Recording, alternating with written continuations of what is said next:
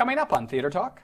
The great thing about Broadway and Broadway shows and what we do, it's the other great art form other than jazz that we invented. Theater Talk is made possible in part by the CUNY TV Foundation.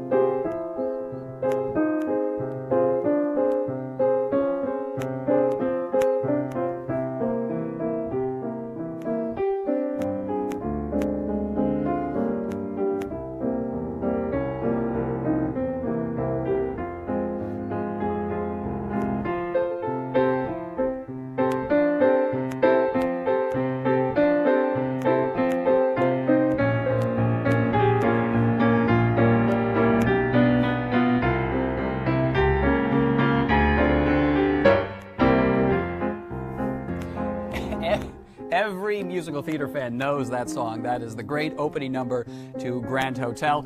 Welcome to Theater Talk. I'm Michael Riedel of the New York Post. And I'm the show's producer, Susan Haskins. And if you were with us last week, you know we have been having a great time at the piano with the composer-lyricist Maury Yeston, who, in addition to Grand Hotel, wrote Nine, Titanic, and Phantom, and he's agreed to stick around for this week to tell us more stories about his life in the theater. I'll be happy to. I started with that one. Grand Hotel is a show I absolutely loved. A couple things about that show, sort of just instructive things about how you write a musical. An opening number, absolutely essential, right, to set the tone? It's the absolutely essential thing, and the thing that's least known about writing opening numbers, and I should say that the great thing about Broadway and Broadway shows and what we do, it's the other great art form other than jazz that we invented, and it's the same idea. It does involve a certain amount of improvisation, and you end up writing the opening last.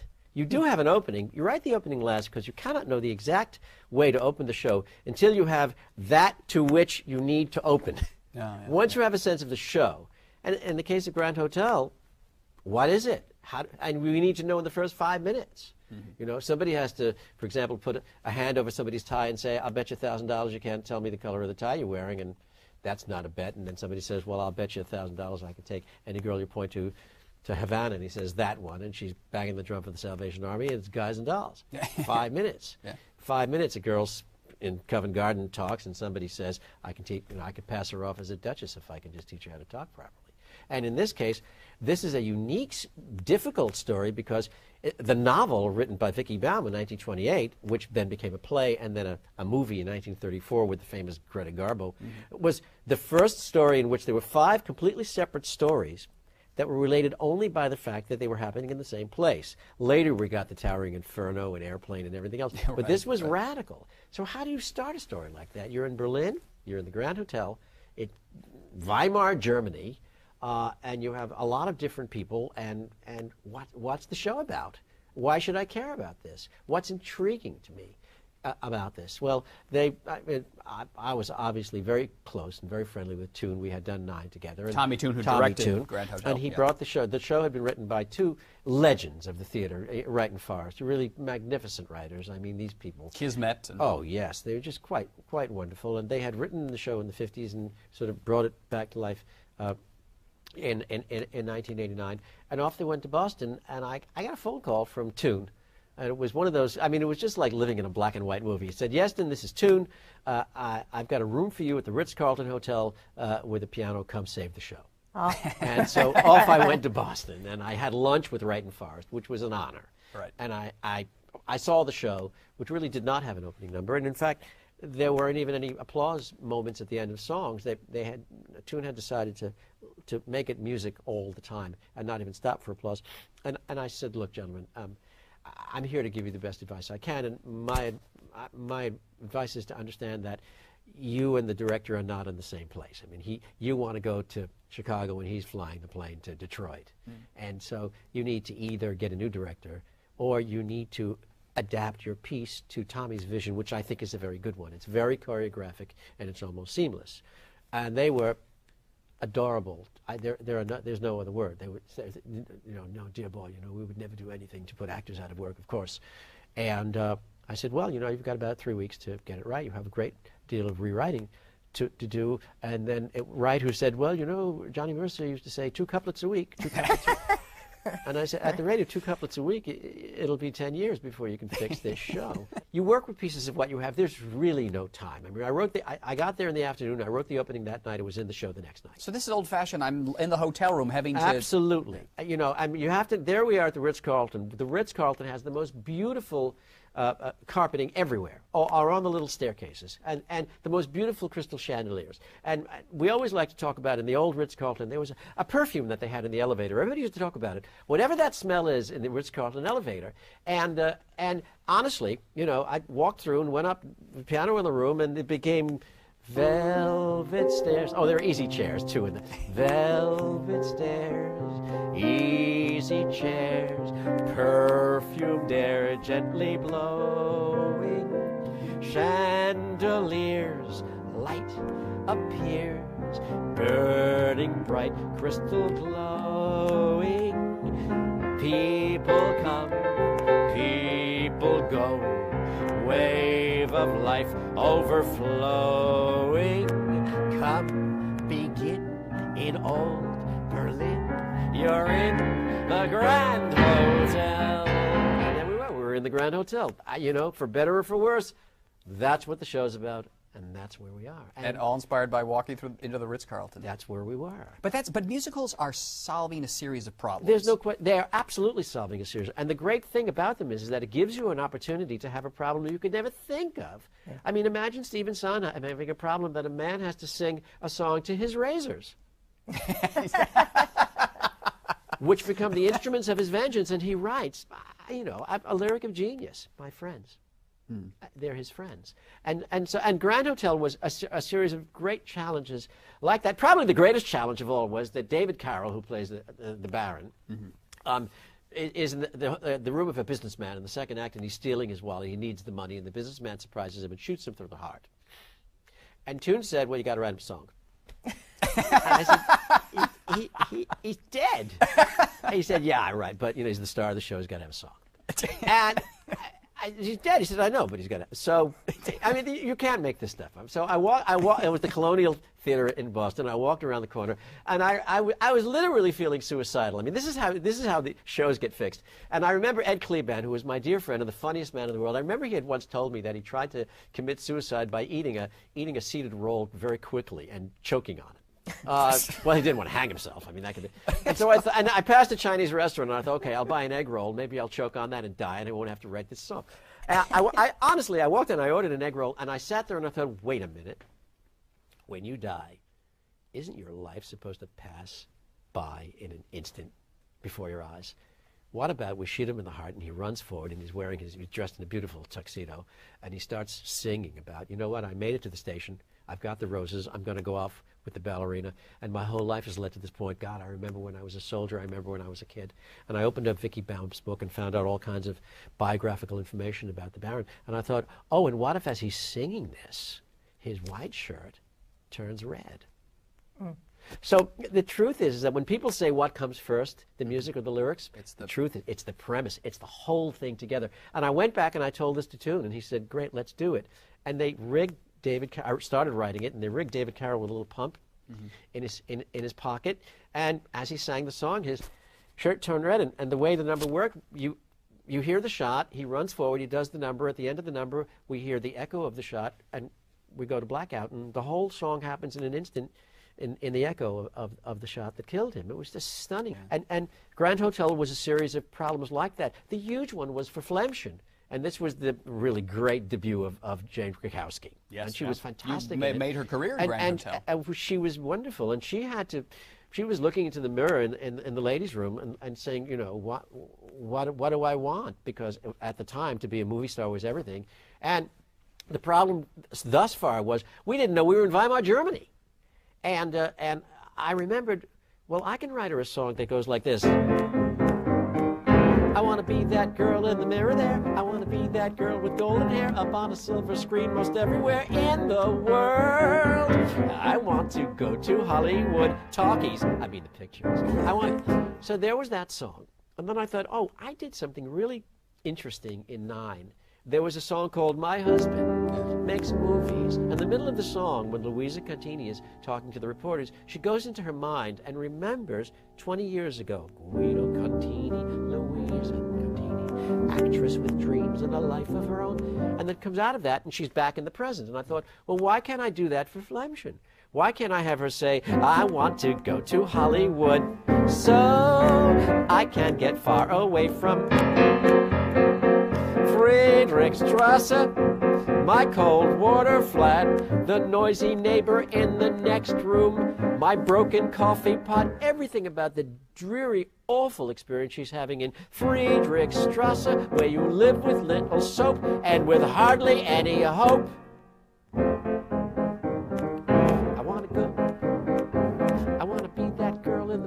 And suddenly there's this despair and the reason that she wants to go to Hollywood. The only way to make those kinds of discoveries is to be in the thick trouble. Of it, trying to and to be in the thick of it. And I think that's where the creativity comes from. Again, when you are plowing new territory, where even you don't know quite where to go, that's how you know that you'll be ahead of the audience. Yes, exactly. And that's how you know that they'll be following you. You won't be giving them information, and you're in that wonderful, magical moment of musical theater where everything that you hear comes to you as a great surprise, and the minute you hear it, it seems like it cannot have been otherwise. Yeah. Will you play me a song you wrote for Michael Jeter in Grand Hotel that I think is has one of your most beautiful, I might not remember all of it, but that's all right. But has one of your most beautiful melodies. He's a dying man, and he's left the sanitarium, and he walks in from the hospital to the town of Berlin. I have taken a train here to begin my new life, though quite soon that must end. But until that occurs, I do intend to remain.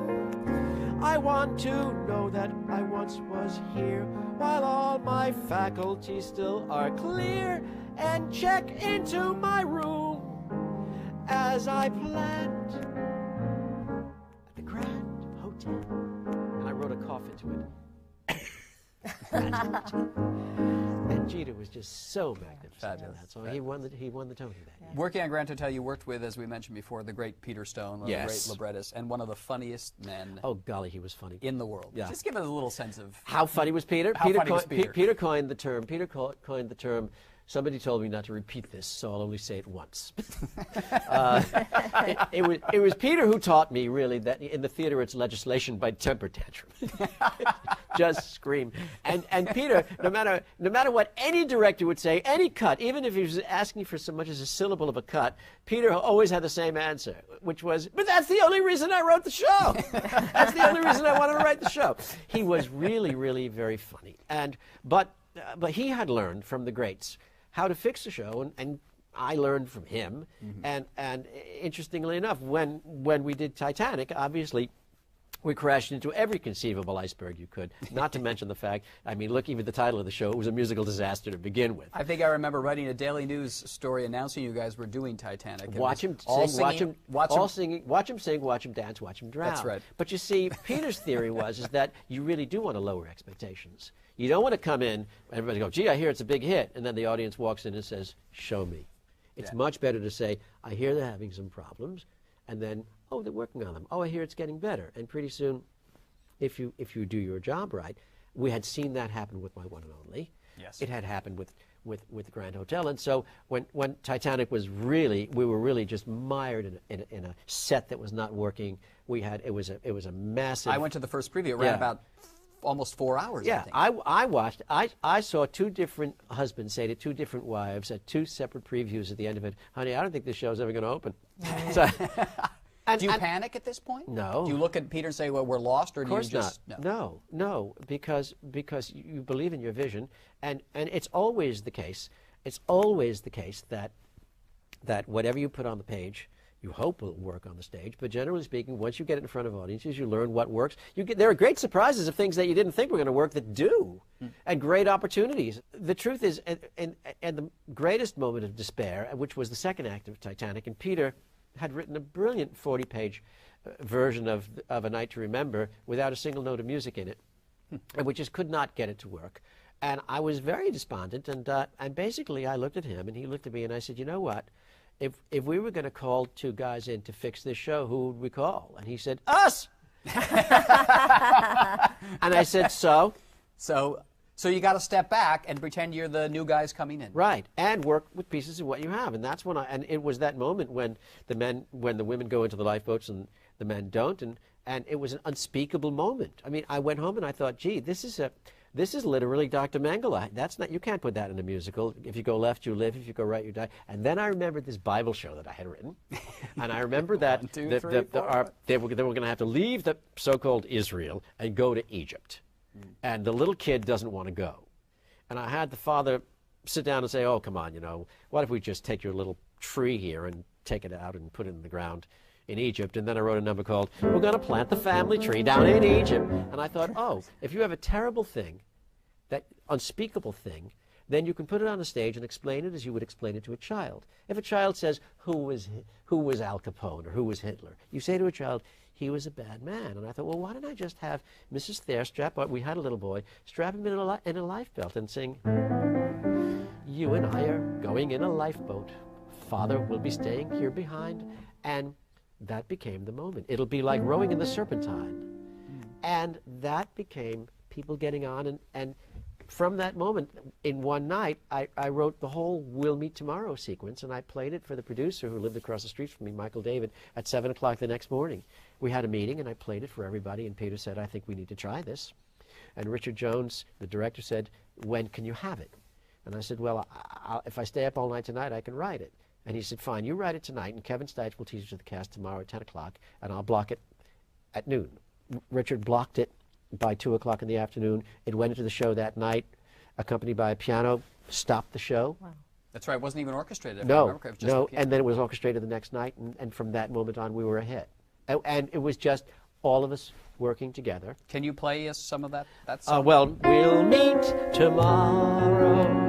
We will find the path and reach tomorrow past this day of rest. I mean, it was just, it was a gorgeous moment, but it was a very operatic moment, and it was everything. The whole score is operatic. Well, it was everything that I had learned, which is I really believe that musicals have to be radio plays. They have to work completely just to be listened to. And when Tommy Tune said, I'm doing 9 with just a white tile set, it's because he said all of the scenery is in the score. Mm-hmm. I mean, even we had a number of unusual way. The opening of the second act starts this way. Why did you bring me to this beach, Guido? Okay, now we don't have to pay for a beach. Yeah. Right? And I made the water. Chords. And it was a while trying to get the actors not to wait for the next chord before they talked. And then a man like you, and she calls him Casanova, and he says, me, Casanova, and she sings. Would you sing that song? I love it. In a very unusual way, one time I needed you. In a very unusual way, you were my friend.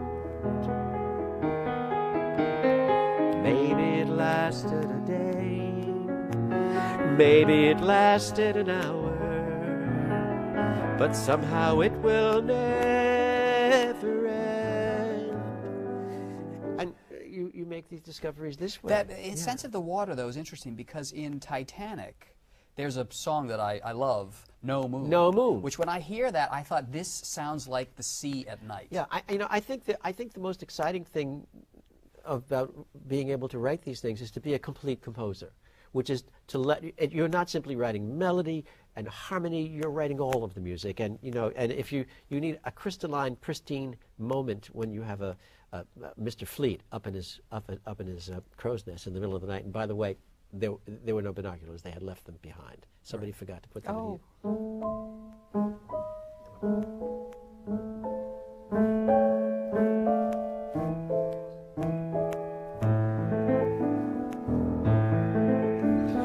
No moon, no wind, nothing to spy things by. No wave, no swell, no line where sea meets sky. Stillness, darkness, Can't see a thing, says I, no reflection, not a shadow, not a glimpse of light meets the eye. And we go sailing, sailing, ever westward on the sea. We go sailing, sailing, ever on go we.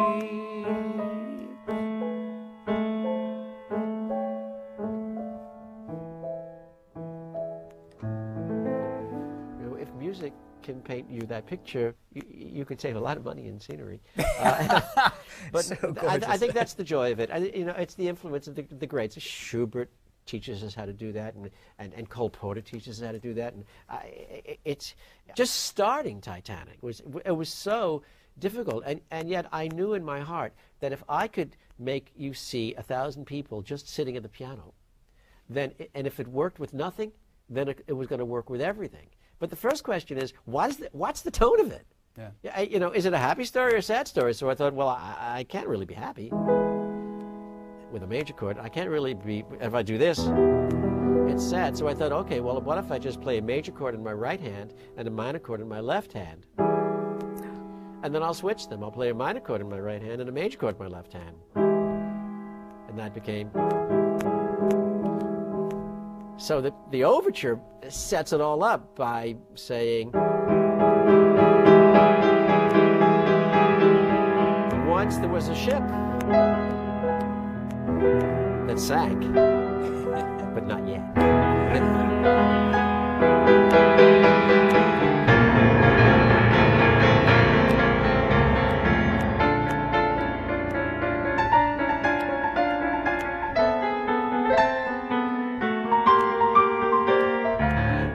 On and on and on and on. And that then becomes the second discovery with Titanic was, what's really the first thing I hear that's going to tell the audience that they don't really know the story? And that was when we meet the stoker kissing his girlfriend goodbye. And he sings, "Fare thee well, my darling, I'll be back before a fortnight has passed." Oh my God, they don't know. We in the audience know, but they don't know. And another guy kisses his girlfriend goodbye. "Fare thee well, my darling, I'll be back before a..." Third guy. "Fare thee well, my darling, I'll be back before a..." Fourth guy. "Fare thee well, my darling, I'll be back before a fortnight has passed." And they meet. Barrett, stoker off the Baltic, Fleet, lookout off the Majestic, Harold Bride, radio operator. They turn and they see the ship. There she is, towering high, broad and grand, ship of dreams, sailing day, morning bright, take your flight, ship of dreams. She sails, and off we go. No.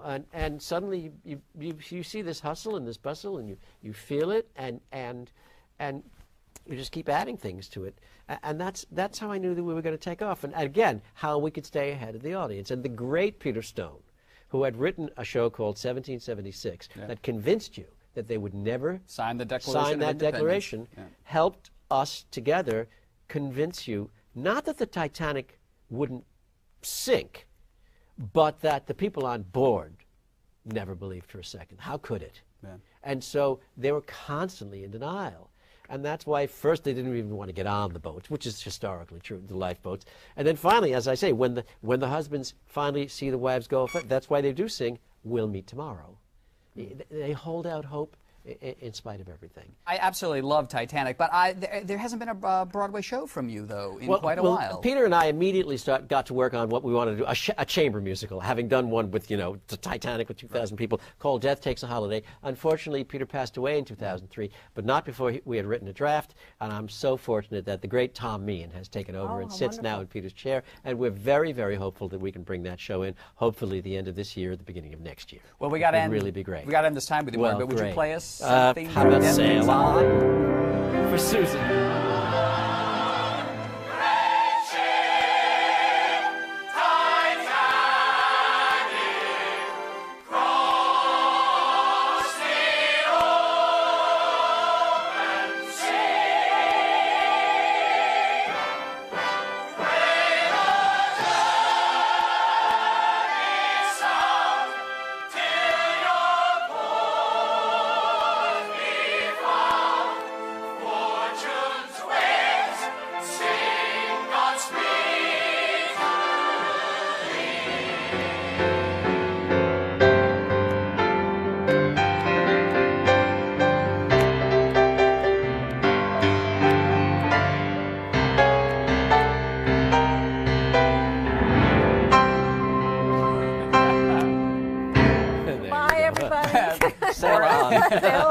great Maury Yeston. Look for Death Takes a Holiday. He's one of my great people in the theater, I think. Thanks so much for spending time.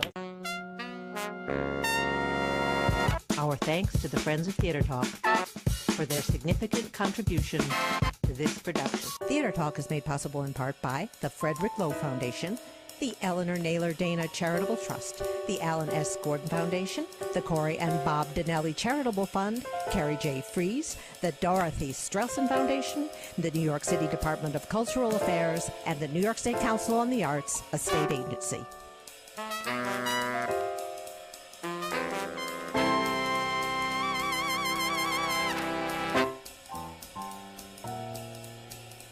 We welcome your questions or comments for Theater Talk. Thank you and good night.